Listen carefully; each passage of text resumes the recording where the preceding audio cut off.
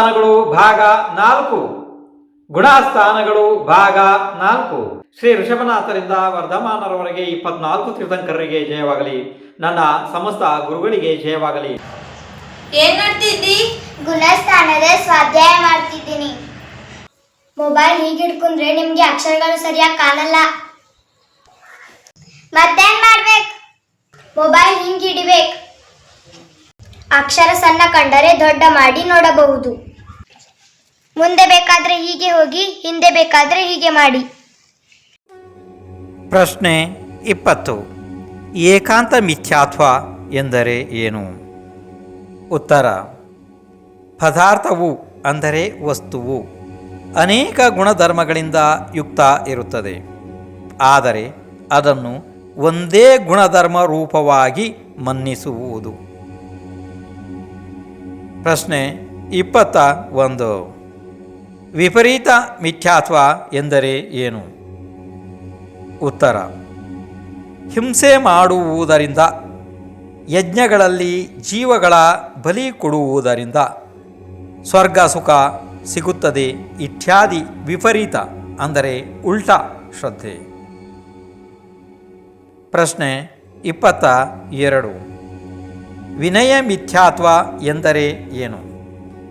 ಉತ್ತರ: ನಿಜವಾದ ದೇವ, ಗುರು, ಶಾಸ್ತ್ರ ಮತ್ತು ಕಾಲ್ಪನಿಕ ಅಂದರೆ ಸುಳ್ಳು ದೇವ, ಗುರು, ಶಾಸ್ತ್ರವನ್ನು ಸಮಾನವೆಂದು ತಿಳಿದು ಭಕ್ತಿ, ವಿನಯ, ದಾನಾದಿಗಳನ್ನು ಮಾಡುವುದು. ಪ್ರಶ್ನೆ 23. ಸಂಶಯ ಮಿಥ್ಯಾತ್ವ ಎಂದರೆ ಏನು? ಉತ್ತರ: ಸತ್ಯ ಮತ್ತು ಅಸತ್ಯಗಳಲ್ಲಿ ಯಾವುದೊಂದರದ್ದೂ ಕೂಡ ನಿಶ್ಚಯ ಆಗದೇ ಇರುವುದು. ಪ್ರಶ್ನೆ 24. ಅಜ್ಞಾನ ಮಿಥ್ಯಾತ್ವ ಎಂದರೆ ಏನು?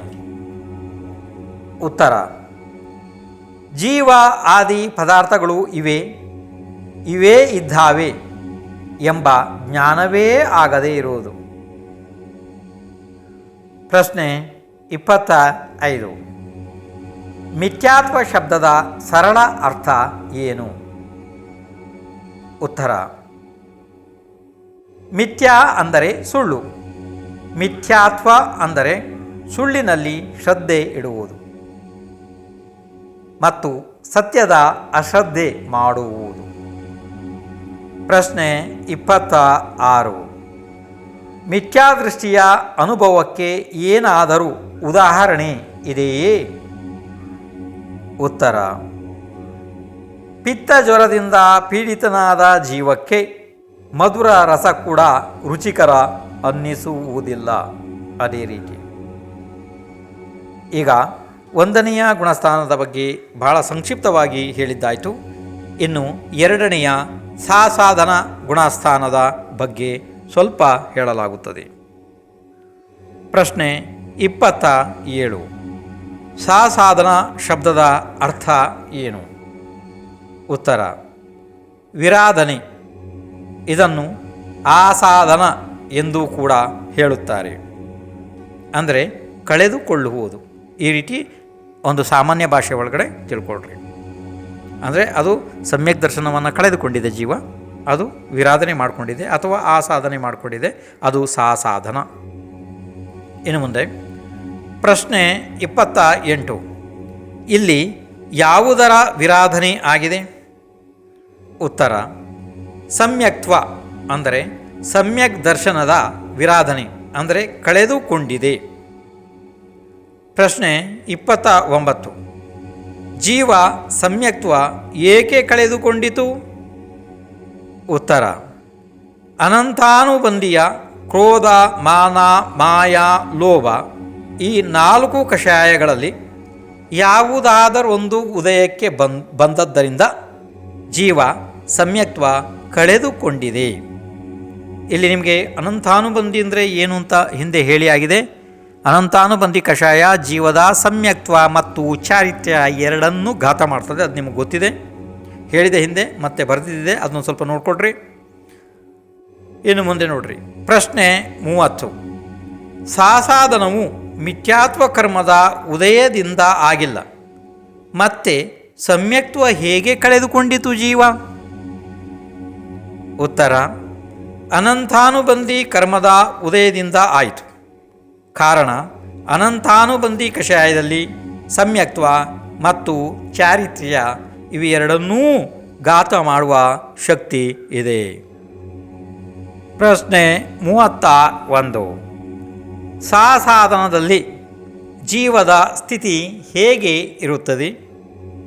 ಉತ್ತರ: ಯಾರಾದರೂ ರತ್ನ ಪರ್ವತದಿಂದ ಕೆಳಗೆ ಬಿದ್ದಿದ್ದಾರೆ, ಆದರೆ ಇನ್ನೂ ಕೂಡ ಅವರು ಭೂಮಿಯನ್ನು ತಲುಪಿಲ್ಲ. ಅಂದರೆ ರತ್ನ ಪರ್ವತ ಮತ್ತು ಭೂಮಿಯ ಮಧ್ಯದ ಅವಸ್ಥೆ ಇದ್ದ ಹಾಗೆ. ಅಂದರೆ ಇದನ್ನು ಬಹಳ ಸರಳವಾಗಿ ಹೇಳಬೇಕು ಅಂತಂದರೆ, ಸಮ್ಯಕ್ ದರ್ಶನದಿಂದ ಜೀವ ಚ್ಯುತವಾಗಿದೆ, ಅಲ್ಲಿಂದ ಹೊರಟುಬಿಟ್ಟಿದೆ, ಅದನ್ನು ಕಳೆದುಕೊಂಡು ಬಿಟ್ಟಿದೆ ಅಲ್ವಾ? ಈಗ ಇನ್ನೂ ಕೂಡ ಮಿಥ್ಯಾತ್ವ ಅವಸ್ಥೆಗೆ ಬಂದಿಲ್ಲ, ಮಧ್ಯದಲ್ಲಿ ಸ್ವಲ್ಪ ಸಮಯ ಉಳಿದಿದೆ, ಅದಕ್ಕೆ ಅದು ಸಾಧನ ಇದೆ. ಪ್ರಶ್ನೆ 32. ಸಾಧನ ಗುಣಸ್ಥಾನವರ್ತಿ ಜೀವಕ್ಕೆ ಮುಂದೆ ಯಾವ ಗುಣಸ್ಥಾನ ಪ್ರಾಪ್ತ ಆಗುತ್ತದೆ? ಉತ್ತರ: ನಿಯಮದಿಂದ ಮಿಥ್ಯಾತ್ವ ಗುಣಸ್ಥಾನವೇ ಸಿಗುತ್ತದೆ. ಅಂದರೆ ಅಲ್ಲಿಂದ ಜೀವ ಮೇಲೆ ಯಾವುದೇ ಗುಣಸ್ಥಾನದಲ್ಲಿ ಹೋಗಲು ಸಾಧ್ಯ ಇಲ್ಲ. ಇದು ಭಾಳ ಇಲ್ಲಿ ಕಡಿಮೆ ರೂಪದಿಂದ ಹೇಳಲಾಗಿದೆ. ನಿಮಗೆ ಎಲ್ಲ ಗುಣಸ್ಥಾನಗಳದ್ದು ಇನ್ನು ಮುಂದೆ ಬರ್ತದೆ. ಅಂದರೆ ಯಾವ ಗುಣಸ್ಥಾನದಿಂದ ಜೀವ ಎಲ್ಲಿಗೆ ಹೋಗಲು ಸಾಧ್ಯ, ಎಲ್ಲಿಂದ ಎಲ್ಲಿಗೆ ಬರಲು ಸಾಧ್ಯ, ಅದನ್ನು ಮುಂದೆ ಮುಂದೆ ಭಾಳ ವಿಸ್ತಾರವಾಗಿ ಹೇಳಲಾಗ್ತದೆ, ಕಾರಣ ಸಹಿತವಾಗಿ. ಈಗ ನೀವು ಇಷ್ಟೇ ನೆನ್ಪಿಟ್ಕೊಂಡ್ರೆ ಸಾಕು. ಪ್ರಶ್ನೆ 33. ಸಾಧನಕ್ಕೆ ಯಾವ ಜೀವ ನಿಯಮದಿಂದ ಬರುವುದಿಲ್ಲ? ಇದು ಪ್ರಶ್ನೆ ನಿಮಗೆ ಅರ್ಥ ಆಯ್ತಾ? ಪ್ರಶ್ನೆ 33. ಅಂದರೆ ಸಾಧನ ಅಂದರೆ ಎರಡನೆಯ ಗುಣಸ್ಥಾನಕ್ಕೆ ಯಾವ ಜೀವ ಬರುವುದೇ ಇಲ್ಲ, ಬರಲು ಸಾಧ್ಯ ಇಲ್ಲ, ಅಂಥ ಜೀವಗಳು ಯಾವುವು ಅದನ್ನು ಕೇಳಿದ್ದಾರೆ. ಈಗ ನೋಡ್ರಿ ಉತ್ತರ: ತೀರ್ಥಂಕರ ಪ್ರಕೃತಿ. ಅಂತಂದರೆ ಯಾವ ಜೀವದಲ್ಲಿ ತೀರ್ಥಂಕರ ಪ್ರಕೃತಿ ಇದೆ ಅಂತಹ ಜೀವ, ಮತ್ತು ಯಾವ ಜೀವದಲ್ಲಿ ಆಹಾರಕ ಶರೀರ ಮತ್ತು ಆಹಾರಕ ಆಂಗೋಪಾಂಗ. ಅಂತಂದರೆ ಕೆಲವೊಂದು 6ನೆಯ ಗುಣಸ್ಥಾನದ ದಿಗಂಬರ ಮುನಿಗಳಿಗೆ ಆಹಾರಕ ಶರೀರದ ಪ್ರಾಪ್ತಿ ಆಗ್ತದೆ. ಅಂದರೆ ಅವರಿಗೆ ಶಾಸ್ತ್ರದಲ್ಲಿ ತತ್ವದಲ್ಲಿ ಯಾವುದಾದರೂ ಶಂಕೆ ಉಂಟಾದಾಗ ಅವರ ಮಸ್ತಕದ ಮಧ್ಯದಿಂದ ಒಂದು ಕೈ ಅಷ್ಟು ಎತ್ತರದ ಒಂದು ಶರೀರ ಹೊರಟು ಹೋಗಿ ಎಲ್ಲಿ ಹತ್ತಿರದಲ್ಲಿ ಕೇವಲಿ ಶ್ರುತಕೇವಲಿಗಳಿದ್ದಾರೆ ಅಲ್ಲಿಗೆ ಹೋಗಿ ಅವರಿಗೆ ಪ್ರದಕ್ಷಿಣೆ ಬಂದು ಅದು ಮರಳಿ ಬಂದು ಅವರ ಶರೀರವನ್ನು ಸೇರ್ತದೆ. ಆವಾಗ ಅವರಿಗೆ ಯಾವುದೇ ಹೇಗೆ ಇದ್ದರೂ ಕೂಡ ಎಂಥದೇ ತತ್ವದ ನಿರ್ಣಯ ಆಗುತ್ತದೆ. ಅದು ಒಂದು ರೀತಿ ವಿಶೇಷವಾದ ರುದಿದಾರಿ ಮುನಿಗಳು. ಅವರೆಲ್ಲ ಈಗ ವಿದೇಶದಲ್ಲಿದ್ದಾರೆ, ಇಲ್ಲಿಲ್ಲ. ಅಂಥವರು ಅಂದರೆ ಒಂದು ತೀರ್ಥಂಕರ ಪ್ರಕೃತಿ ಬಂದ ಆದವರು.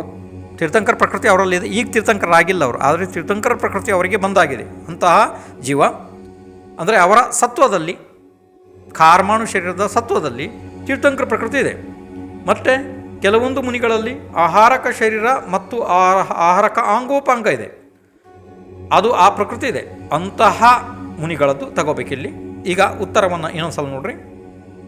ಉತ್ತರ: ತೀರ್ಥಂಕರ, ಆಹಾರಕ ಶರೀರ ಮತ್ತು ಆಹಾರಕ ಆಂಗೋಪಾಂಗ ಈ 3 ಕರ್ಮ ಪ್ರಕೃತಿಗಳು ಜೀವದ ಸತ್ವದಲ್ಲಿ ಇದ್ದರೆ ಅಂತಹ ಜೀವ ನಿಯಮದಿಂದ ಸಾಧನ ಗುಣಸ್ಥಾನಕ್ಕೆ ಬರುವುದಿಲ್ಲ. ಇದು ಸೈದ್ಧಾಂತಿಕ ಸಿದ್ಧಾಂತದ ನಿಯಮ ಆಯಿತು. ಇನ್ನು ಮುಂದೆ 3ನೆಯ ಮಿಶ್ರ ಗುಣಸ್ಥಾನದ ಬಗ್ಗೆ ಪ್ರಶ್ನೆ 34. ಮಿಶ್ರ ಗುಣಸ್ಥಾನದಲ್ಲಿ ಜೀವದ ಪರಿಣಾಮ ಹೇಗೆ ಇರುತ್ತದೆ? ಉತ್ತರ: ಬೆಲ್ಲ ಮತ್ತು ಮೊಸರು ಮಿಶ್ರಣ ಮಾಡಿದರೆ ಇರುವಂತಹ ಸ್ವಾದರೂಪ ಮಿಶ್ರ ಪರಿಣಾಮ. ಪ್ರಶ್ನೆ 35. ಮಿಶ್ರ ಗುಣಸ್ಥಾನದಲ್ಲಿ ಯಾವ ಯಾವ ಕಾರ್ಯಗಳು ಆಗುವುದಿಲ್ಲ? ಉತ್ತರ: ಆಯುಕರ್ಮದ ಬಂಧ ಆಗುವುದಿಲ್ಲ, ಮರಣ ಆಗುವುದಿಲ್ಲ, ಮಾರಣಾಂತಿಕ ಸಮುದ್ಘಾತ ಆಗುವುದಿಲ್ಲ. ಅಂದರೆ ಇಲ್ಲಿ ಸ್ವಲ್ಪ ಶಬ್ದಗಳ ಅರ್ಥವನ್ನು ತಿಳ್ಕೊಳ್ರಿ, ಸ್ವಲ್ಪ ಭಾಳ ಸಂಕ್ಷಿಪ್ತವಾಗಿ. ಆಯುಕರ್ಮ ಅಲ್ಲಿ ಜೀವಕ್ಕೆ ಬಂಧ ಆಗುವುದಿಲ್ಲ, ಇದು ನಿಮ್ಗೆ ಗೊತ್ತಾಗ್ತದೆ. ಮರಣ ಕೂಡ ಆಗುವುದಿಲ್ಲ, ಇದು ಗೊತ್ತಾಗ್ತದೆ. ಹಾಂ, ಇನ್ನು ಮಾರಣಾಂತಿಕ ಸಮುದ್ಘಾತ ಅಂತಂದರೆ ಇಲ್ಲಿ ಸಮುದ್ಘಾತ ಶಬ್ದ ಇದೆಯಲ್ಲ, ಸಮುದ್ಘಾತ ಶಬ್ದ ಅಂತಂದರೆ ಮೂಲ ಶರೀರದ ಸಂಬಂಧವನ್ನು ಬಿಡದೇಹಿ ಆತ್ಮ ಪ್ರದೇಶ ಸ್ವಲ್ಪ ದೂರದವರೆಗೆ ಹೋಗುವುದಿದೆಯಲ್ಲ, ಇದು ಸಮುದ್ಘಾತ ಇದೆ. ಇಲ್ಲಿ ಮಾರಣಾಂತಿಕ ಸಮುದ್ಘಾತ ಅಂತಂದರೆ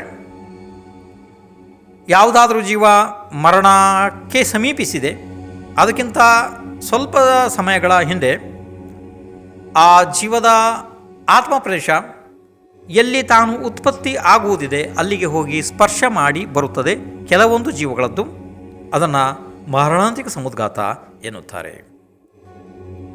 ಇರಲಿ, ಈಗ ಇನ್ನೊಂದು ಸಲ ಕೇಳ್ರಿ ಉತ್ತರವನ್ನು. ಆಯುಕರ್ಮದ ಬಂಧ ಆಗುವುದಿಲ್ಲ, ಮರಣ ಆಗುವುದಿಲ್ಲ ಮತ್ತು ಮಾರಣಾಂತಿಕ ಸಮುದ್ಘಾತ ಆಗುವುದಿಲ್ಲ. ಪ್ರಶ್ನೆ 36. ಹಾಗಾದರೆ ಮಿಶ್ರ ಗುಣಸ್ಥಾನದವರ ಮರಣ ಎಲ್ಲಿ ಆಗುತ್ತದೆ?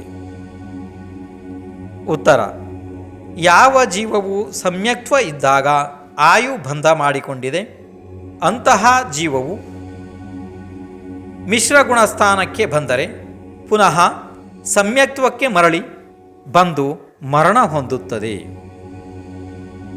ಮತ್ತು ಯಾವ ಜೀವವು ಮಿಥ್ಯಾತ್ವ ಇದ್ದಾಗ ಆಯು ಬಂಧ ಮಾಡಿಕೊಂಡಿದೆ ಆ ಜೀವವು ಮಿಥ್ಯಾತ್ವ ಗುಣಸ್ಥಾನಕ್ಕೆ ಬಂದು ಮರಣ ಹೊಂದುತ್ತದೆ.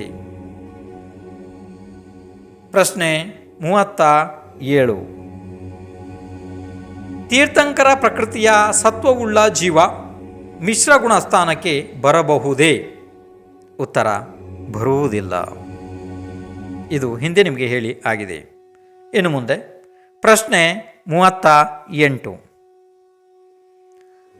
ಸಾದಿ ಮಿಥ್ಯಾದೃಷ್ಟಿ ಮತ್ತು ಅನಾದಿ ಮಿಥ್ಯಾದೃಷ್ಟಿ ಎರಡೂ ಪ್ರಕಾರದ ಜೀವ ಮಿಶ್ರ ಗುಣಸ್ಥಾನಕ್ಕೆ ಬರಬಹುದೇ? ಈಗ ಈ ಪ್ರಶ್ನೆಯನ್ನು ಇನ್ನೊಂದು ಸಲ ನೋಡ್ರಿ.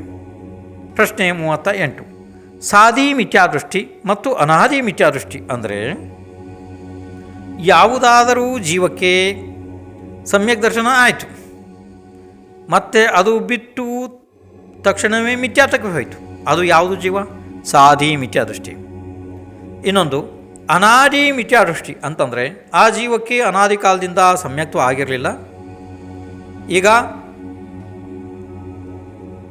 ಅಂದರೆ ಅದು ಅನಾದಿಯಿಂದ ಮಿಥ್ಯಾತ್ವದಲ್ಲಿದೆ, ಅದು ಅನಾದಿ ಮಿಥ್ಯಾದೃಷ್ಟಿ. ಇವು ಎರಡು ಪ್ರಕಾರದ ಜೀವ ಅದು ಅಲ್ವಾ? ಇನ್ನೊಂದು ಸಲ ಕೇಳಿ. ಪ್ರಶ್ನೆ 38. ಸಾದಿ ಮಿಥ್ಯಾದೃಷ್ಟಿ ಮತ್ತು ಅನಾದಿ ಮಿಥ್ಯಾದೃಷ್ಟಿ ಈ ಎರಡೂ ಪ್ರಕಾರದ ಜೀವ ಮಿಶ್ರ ಗುಣಸ್ಥಾನಕ್ಕೆ ಬರಬಹುದೇ? ಉತ್ತರ: ಇಲ್ಲ, ಕೇವಲ ಸಾದಿ ಮಿಥ್ಯಾದೃಷ್ಟಿ ಜೀವ ಮಾತ್ರ ಬರಬಹುದು. ಯಾಕೆಂದರೆ ಅನಾದಿ ಮಿಥ್ಯಾದೃಷ್ಟಿ ಜೀವ ಇದ್ದರೆ ಅದು 4ನೇ ಗುಣಸ್ಥಾನಕ್ಕೆ ಹೋಗ್ಬೋದು, ಮಧ್ಯದಲ್ಲಿ ಈ ಥರ ಎಲ್ಲ ಬರಲಿಕ್ಕೆ ಸಾಧ್ಯ ಇಲ್ಲ.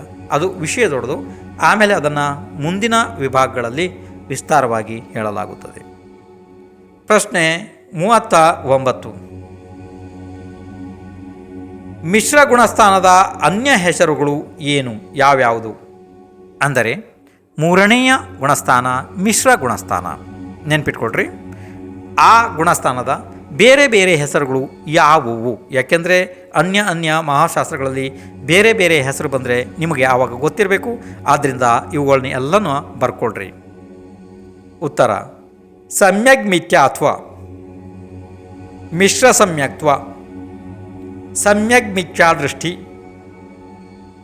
ಮಿಶ್ರ ದೃಷ್ಟಿ, ಮಿಶ್ರ ಗುಣಸ್ಥಾನ ಇವೆಲ್ಲ ಏಕಾರ್ಥವುಳ್ಳ ಹೆಸರುಗಳು.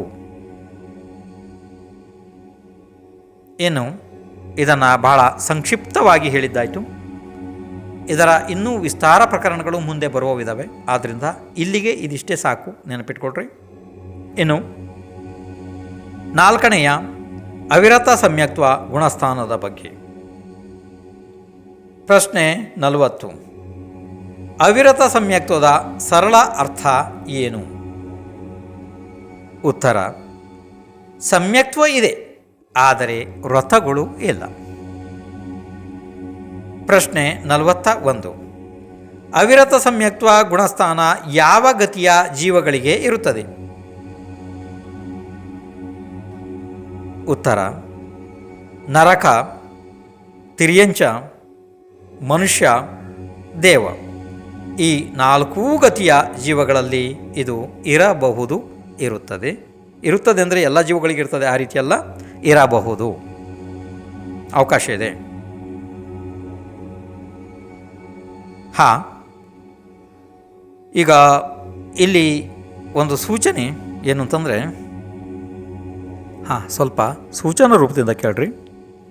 ಮುಂಬರುವ ಕೆಲವು ಪ್ರಶ್ನೆಗಳು ಇಲ್ಲಿಯ ಪ್ರಕರಣ ಅಲ್ಲವಾದರೂ ಅನಿವಾರ್ಯ ಕಾರಣದಿಂದ ಸ್ವಲ್ಪ ಹೇಳುತ್ತೇನೆ. ಉಳಿದದ್ದನ್ನು ಮುಂದಿನ ಒಂದು 4-5 ಭಾಗದ ಮುಂದೆ ಹೇಳ್ತೀನಿ. ಅದು ಇಲ್ಲಿಯ ಪ್ರಕರಣ ನಿಜವಾಗಿಯೂ ಅಲ್ಲ, ಆದರೆ ಇನ್ನೊಂದು ಸ್ವಲ್ಪ ಅನಿವಾರ್ಯ ಇದೆ. ಯಾಕೆಂದರೆ ನೀವು ಇದನ್ನು ತಿಳಿಯದೆ ಇದನ್ನು ಮುಂದಿನ ವಿಷಯ ತಿಳಿಯೋದಕ್ಕೆ ಆಗೋದಿಲ್ಲ ಅನ್ನೋ ಕಾರಣದಿಂದ ಇದನ್ನು ಮಾಡಬೇಕಾಯ್ತು ನನಗೆ. ಇನ್ನು ಕೇಳ್ರಿ. ಪ್ರಶ್ನೆ 42. ಒಟ್ಟು ಕರ್ಮ ಪ್ರಕೃತಿಗಳು ಎಷ್ಟು? ಉತ್ತರ: 148. ಅಂದರೆ ಮೊದಲವು 8 ಇರ್ತವೆ. ಅಂದರೆ ಜ್ಞಾನವರ್ಣೀಯ, ದರ್ಶನವರ್ಣೀಯ, ವೇದನೀಯ, ಮೋಹನೀಯ, ಆಯು, ನಾಮ, ಗೋತ್ರಾಂತರ, ಇವು 8 ನಿಮ್ಗೆ ಗೊತ್ತಿದೆ ಅಲ್ವಾ? ಅವುಗಳ ಭೇದ ಎಷ್ಟಾಗ್ತಾವೆ ಪ್ರಕೃತಿಗಳೆಲ್ಲ ಸೇರಿ? 148. ಅದಾದ ನಂತರ ಒಂದೊಂದ್ರದ್ದು ಅಸಂಖ್ಯಾತ ಲೋಕ ಪ್ರಮಾಣ ಭೇದಗಳಿದ್ದಾವೆ. ಅದು ಬೇಡ, ಆ ವಿಷಯ ಅಲ್ಲ, ಅದು ಅಷ್ಟು ದೊಡ್ಡ ವಿಷಯ ಅಲ್ಲ, ಅದನ್ನು ಮುಂದೆ ಹೇಳಲಾಗ್ತದೆ, ಅದೀಗ ಬೇಡ. ಇಲ್ಲಿ ಇಷ್ಟೇ ತಿಳ್ಕೊಳ್ರಿ. ಇನ್ನೊಂದು ಸಲ ಕೇಳ್ರಿ. ಪ್ರಶ್ನೆ 42. ಒಟ್ಟು ಕರ್ಮ ಪ್ರಕೃತಿಗಳು ಎಷ್ಟು? ಉತ್ತರ: 148. ಪ್ರಶ್ನೆ 43. ಅವುಗಳಲ್ಲಿ ಜೀವದ ಸಮ್ಯಕ್ತ್ವವನ್ನು ಘಾತ ಮಾಡುವ ಪ್ರಕೃತಿಗಳು ಎಷ್ಟು? ಏಕೆಂದರೆ ಈ ಅನಿವಾರ್ಯ ಕಾರಣದಿಂದಾಗಿ ಇದನ್ನು ನನಗೆ ಇಲ್ಲಿ ಮಾಡಬೇಕಾಯಿತು, ಈ ಪ್ರಶ್ನೋತ್ತರಗಳನ್ನು. ಇಲ್ಲಾಂದರೆ ಅದು ನಿಜವಾಗಿ ಅದು ಭಾಳ 4-5 8-10 ಭಾಗದ ಮುಂದೆ ಬರುವಂಥ ವಿಷಯಗಳು ಇವೆಲ್ಲ ಆಗಲಿ. ಈಗ ಅದನ್ನ ಹೇಗಾರು ನೀವು ಕಲ್ತ್ಕೊಂಡು ಹೋಗ್ರಿ. ಈಗ ಇಲ್ಲಾಂದರೆ ಇದನ್ನು ನೀವು ತಿಳಿದಿಲ್ಲ ಅಂದರೆ ಮುಂದಿನ ವಿಷಯ ನನಗೆ ಮಾಡೋಕ್ಕಾಗಲ್ಲ. ಆದ್ದರಿಂದ ಈಗ ಪ್ರಶ್ನೆ ಮಾಡ್ತೀರಿ ನೀವು, ಇನ್ನೊಂದು ಸಲ ಕೇಳ್ರಿ. ಪ್ರಶ್ನೆ 43. ಅವುಗಳಲ್ಲಿ ಜೀವದ ಸಮ್ಯಕ್ತ್ವವನ್ನು ಘಾತ ಮಾಡುವ ಪ್ರಕೃತಿಗಳು ಎಷ್ಟು? ಉತ್ತರ: ಮಿಥ್ಯಾತ್ವ, ಸಮ್ಯಕ್ ಮಿಥ್ಯಾತ್ವ, ಸಮ್ಯಕ್ ಪ್ರಕೃತಿ, ಇವು 3 ದರ್ಶನ ಮೋಹನೀಯದ ಪ್ರಕೃತಿಗಳು. ಮತ್ತು ಅನಂತಾನುಬಂಧಿ ಕ್ರೋಧ, ಅನಂತಾನುಬಂಧಿ ಮಾನ, ಅನಂತಾನುಬಂಧಿ ಮಾಯ, ಅನಂತಾನುಬಂಧಿ ಲೋಭ, ಇವು 4 ಚಾರಿತ್ರ್ಯ ಮೋಹನೀಯದ ಪ್ರಕೃತಿಗಳು. ಇವು 7 ಕರ್ಮ ಪ್ರಕೃತಿಗಳು ಸಮ್ಯಕ್ತ್ವದ ಘಾತ ಮಾಡುತ್ತವೆ. ಇದನ್ನು ಸ್ವಲ್ಪ ಬರೆದು ಕಲೀರಿ. ಇದು ಬಹಳ ಮಹತ್ವಪೂರ್ಣ ಬಿಂದು. ಒಂದಲ್ಲ, ಎಲ್ಲ ಕೂಡ ಪ್ರತಿಯೊಂದು ಅಲ್ಲಿ ಏನು ಬರೆದಿದೆ ಪ್ರತಿಯೊಂದನ್ನು ನೀವು ಬರಿಬೇಕಾಗ್ತದೆ. ಪುಸ್ತಕ ತಂದಿದ್ದೀರಲ್ಲ ಎಲ್ಲರೂ? ನಿನ್ನೆ ಹೇಳಿದ್ದೀನಿ, ಮತ್ತೆ ಮೊನ್ನೆನೂ ಹೇಳಿದ್ದೇನೆ ಅಲ್ವಾ? ಇರಲಿ. ಇನ್ನು ಮುಂದೆ ಪ್ರಶ್ನೆ 44. ಸಮ್ಯಕ್ತ್ವ ಎಷ್ಟು ಪ್ರಕಾರದ್ದು ಇದೆ? ಉತ್ತರ: 3 ಪ್ರಕಾರದ್ದು ಇದೆ. ಉಪಶಮ ಸಮ್ಯಕ್ತ್ವ, ಕ್ಷಾಯೋಪಶಮಿಕ ಅಥವಾ ವೇದಕ ಸಮ್ಯಕ್ತ್ವ ಮತ್ತು ಕ್ಷಾಯಿಕ ಸಮ್ಯಕ್ತ್ವ. ಇದನ್ನು ಕೂಡ ಬರೆದು ಇವತ್ತೇ ಕಂಠಪಾಠ ನೀವು ಮಾಡಲೇಬೇಕು. ಗೊತ್ತಾಯಿತು? 3 ಪ್ರಕಾರದ ಸಮ್ಯಕ್ ದರ್ಶನಗಳು ಯಾವ್ಯಾವುದಪ್ಪ? ಉಪಶಮ ಸಮ್ಯಕ್ತ್ವ, ಇನ್ನೊಂದು ಯಾವುದು? ಕ್ಷಾಯೋಪಶಮಿಕ ಅಥವಾ ವೇದಕ. ಯಾಕೆಂದರೆ ಮಹಾಶಾಸ್ತ್ರಗಳಲ್ಲಿ ನಿಮಗೆ ವೇದಕ ಅಂತಲೇ ಬರ್ತದೆ ಸಾಕಷ್ಟು ಸ್ಥಳಗಳಲ್ಲಿ. ಆವಾಗ ನಿಮಗೆ ಅದು ಗೊಂದಲಕ್ಕೆ ಒಳಗಾಗಬಾರ್ದು. ನಿಮ್ಗೆ ಗೊತ್ತಿರಬೇಕು. ಕ್ಷಾಯೋಪಶಮಿಕ ಸಮ್ಯಕ್ ದರ್ಶನವನ್ನೇ ಏನಂತಾರೆ? ವೇದಕ. ಯಾಕೆ ವೇದಕ ಅಂತಾರೆ ಅದೆಲ್ಲ ಮುಂದೆಲ್ಲ ಬರೆದಿದ್ದಿದೆ, ಅದು ಆಮೇಲೆ ಕಳಿಸ್ತೀನಿ, ಈಗ ಬೇಡ, ಇಷ್ಟೇ ತಿಳ್ಕೊಡ್ರಿ. ಇನ್ನು ಯಾವುದಪ್ಪ?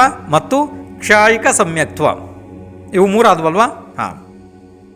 ಎಲ್ಲರಿಗೂ ಜೈ ಜಿನೇಂದ್ರ. ಗುಣಸ್ಥಾನದ ಸ್ವಾಧ್ಯಾಯ ಮಾಡಲು ಗೂಗಲ್ ಪ್ಲೇಸ್ಟೋರಿನಲ್ಲಿ ವಿದ್ಯಾಭೂಷಣ್ ಮಹಾರಾಜ್ ಟೈಪ್ ಮಾಡಿರಿ. ಮಹಾರಾಜರ ಫೋಟೋ ಕಾಣಿಸುತ್ತದೆ, ಅದರ ಮೇಲೆ ಕ್ಲಿಕ್ ಮಾಡಿರಿ. ಬೇಕಾದ ಸ್ವಾಧ್ಯಾಯಗಳನ್ನು ಆಡಿಯೋ ಮುಖಾಂತರ